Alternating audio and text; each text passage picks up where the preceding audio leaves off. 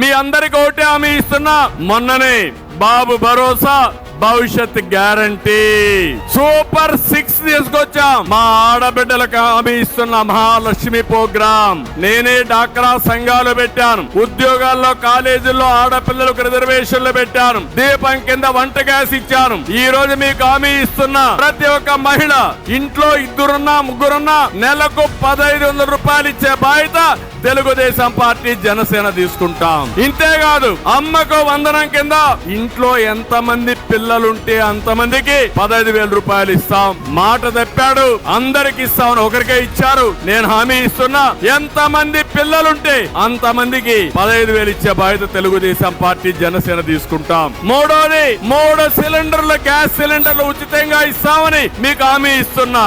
నాలుగోది ఆర్టీసీ బస్సుల్లో ఉచిత ప్రయాణ సౌకర్యం ఏర్పాటు చేస్తాం.